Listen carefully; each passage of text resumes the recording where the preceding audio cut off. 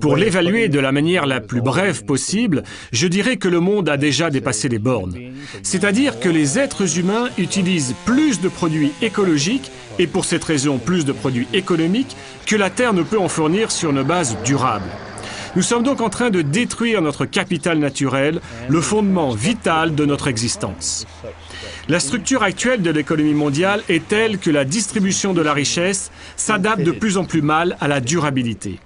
La croissance qu'on enregistre est bénéfique pour les riches, mais les plus pauvres parmi les pauvres n'en tirent aucun profit. Les circonstances sont donc les pires qui soient possibles pour la durabilité à long terme.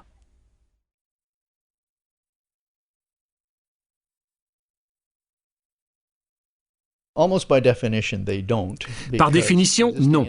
Ces indicateurs, en effet, ne mesurent en général qu'une seule chose, que nous parlions de l'élévation de la température, du changement de climat, ou bien du produit intérieur brut par tête d'habitant, ou encore, à ce propos, de l'empreinte écologique. Chacun de ces éléments nous fournit un éclairage très partiel. Mais quand nous les mettons tous ensemble, nous commençons à voir un tableau du changement écologique global, changement en voie d'accélération, qui maintenant arrive au-delà des possibilités de contrôle par l'homme.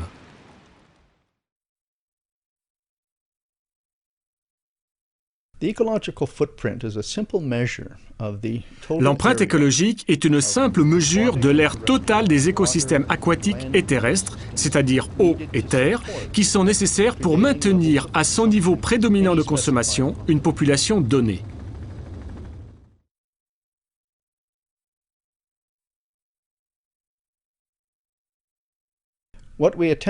Ce que nous essayons de faire avec l'empreinte écologique, c'est de mesurer une consommation, plus précisément l'effet de la consommation d'une population donnée sur les écosystèmes.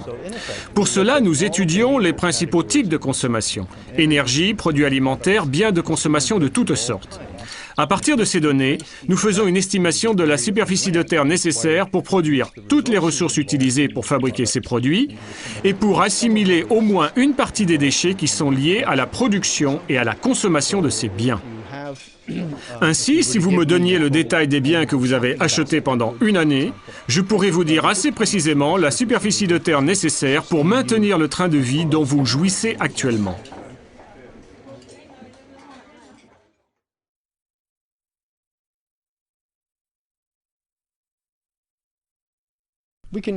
Vous pouvez l'utiliser à tous les niveaux. Et il me semble que le niveau le mieux connu est celui des nations, parce que c'est à ce niveau que nous avons des statistiques commerciales, par exemple. Nous sommes capables, grâce au service des statistiques nationales, de calculer de façon assez précise l'empreinte écologique totale des nations.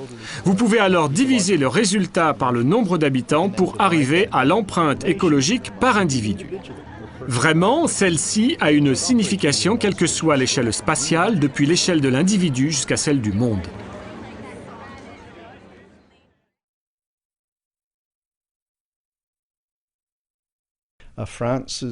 L'empreinte écologique de la France est comprise entre 5 et 6 hectares par individu, celle de la Suède entre 6 et 7, celle du Canada entre 5 et 6 également. Cependant, dans les plus pauvres des pays pauvres, elle est d'1 hectare ou même moins. 1 hectare par individu couvre leurs besoins. Il y a une différence d'1 à 20 entre la minuscule empreinte écologique des nations les plus pauvres et la très grande empreinte écologique des nations les plus riches.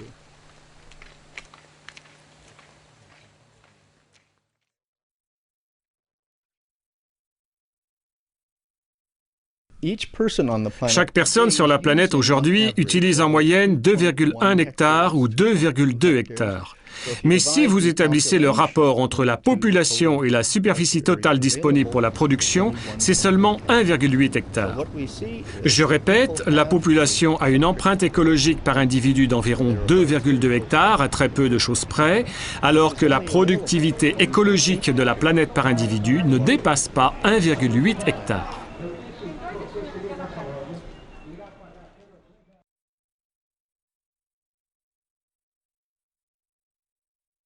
La leçon évidente, c'est que nous sommes sur une voie tout à fait non durable et que nous pouvons, dans les pays de l'Ouest ou du Nord, jouir d'un haut niveau de vie.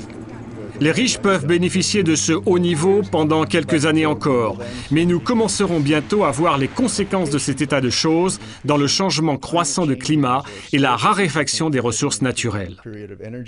À mon avis, nous nous dirigeons vers une période d'insécurité énergétique, par exemple, ce qui serait propice à un accroissement de l'instabilité géopolitique.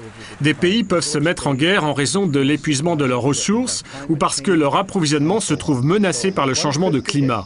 On peut prédire que si la tendance actuelle se confirme, l'avenir sera de plus en plus incertain.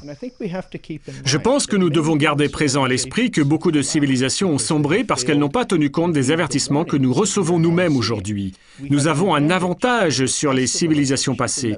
Nous savons ce qui leur est arrivé et nos connaissances scientifiques sont bien meilleures aujourd'hui. Elles nous montrent les dangers qui pèsent sur notre propre civilisation.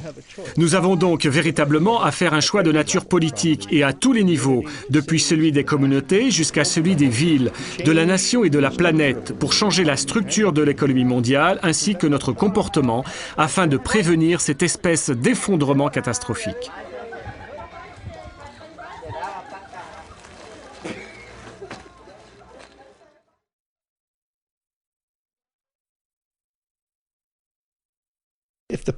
Si la population d'une région, d'un territoire ou même d'un pays comme les Pays-Bas ou la France prenait au sérieux l'empreinte écologique, elle pourrait l'utiliser comme mesure du niveau auquel elle doit ramener son impact sur la planète. On dira peut-être qu'il est impossible d'être totalement autosuffisant, je l'admets. Pourtant, la direction vers laquelle il nous faut aller, c'est celle d'une plus grande indépendance, de façon que les pays puissent se diriger vers la réduction de leur empreinte écologique et qu'ils se rapprochent de leurs simples besoins vitaux actuels. Ne perdez pas de vue que généralement l'Europe est considérée comme le but vers lequel le reste du monde devrait se précipiter. Or, cela n'est pas possible, car pour chaque pays, et la plupart des pays européens, on enregistre d'importants déficits écologiques. Ce qui signifie que l'Europe profite du reste du monde, et cela inclut que d'autres territoires doivent posséder des excédents.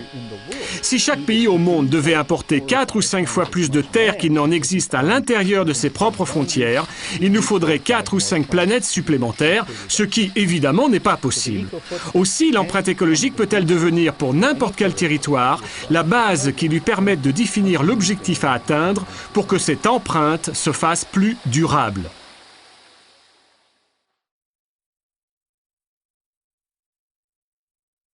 Nous devons améliorer beaucoup la compréhension qu'a le public de notre situation écologique. La majeure partie des gens dans le monde ne sont pas enclins à penser les hommes comme des entités biologiques. Nous oublions que l'énergie et la nourriture dont nous avons besoin sont en train de soulever d'énormes problèmes pour la planète par la façon dont nous les produisons.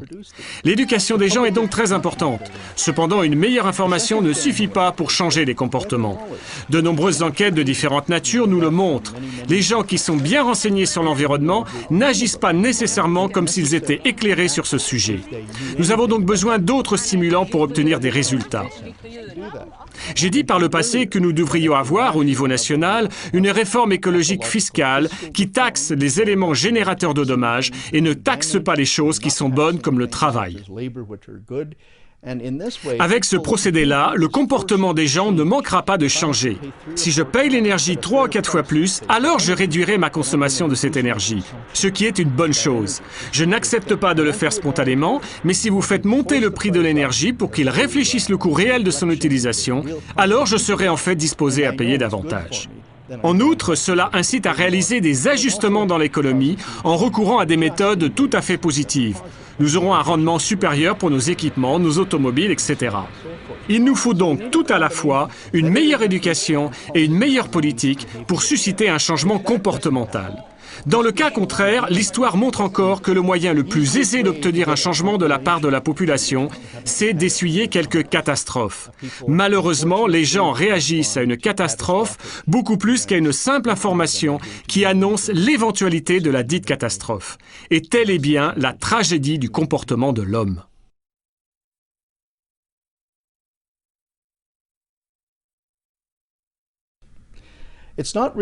Il n'est pas réaliste de penser qu'ils le feront spontanément, mais je crois que c'est réaliste si l'on tient compte des données exposées plus haut. Si nous avons le sentiment d'une manière générale que la durabilité est un problème collectif, un pays tout seul ne peut pas être durable si le reste de la planète adopte une tactique non durable. Un individu ne peut pas seul créer des systèmes de transport public. À défaut de ceci, vous devez par exemple utiliser une automobile. C'est donc un problème collectif. Et quand les pays riches se sentent passablement menacés par une instabilité globale qui résulte de notre comportement non durable, cela peut être suffisant. Si nous abordons un problème collectif avec un intérêt réciproque, ou avec notre comportement individuel, ou encore avec un esprit de compétition entre les peuples ou les nations, nous ne trouverons pas du tout de solution à ce problème. Je pense qu'il est réellement important que se manifeste une volonté de direction parmi les leaders internationaux. Nous constatons, me semble-t-il, une très forte résistance dans le public, une large information et une grande anxiété, que ce soit à propos du changement climatique ou de la mauvaise répartition des richesses, par exemple. Mais nous n'avons pas encore de leaders décidés à aller de l'avant et à profiter de cette pression grandissante.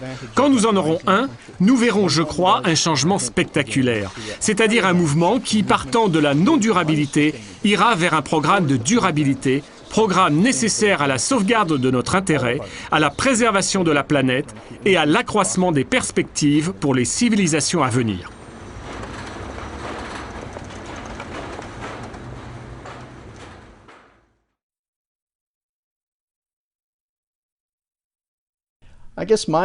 Mon message, le voici. Il s'agit de votre avenir. La génération de vos parents, ma génération, n'a pas réalisé de travaux particulièrement remarquables en ce domaine. Si j'étais à votre place, je m'engagerais carrément sur le plan politique. Je ferais de mon mieux pour m'informer sur la nature des réalités biophysiques dans lesquelles, de gré ou de force, nous sommes tous plongés. Je ferai tout mon possible pour comprendre des questions de justice sociale qui se posent maintenant en raison de la raréfaction de la Terre, conséquence des changements climatiques qui poussent les gens hors des campagnes. Voici les thèmes qui domineront les débats géopolitiques. Diminution des ressources, inégalités croissantes, changements globaux qui affectent chacun de nous. Si nous n'apportons pas de réponse politique à ces problèmes, et si nous n'engageons pas l'action collective indispensable pour les traiter et pour effectuer un atterrissage en douceur, il n'est pas exclu que la planète sur laquelle nous vivons finisse par un crash.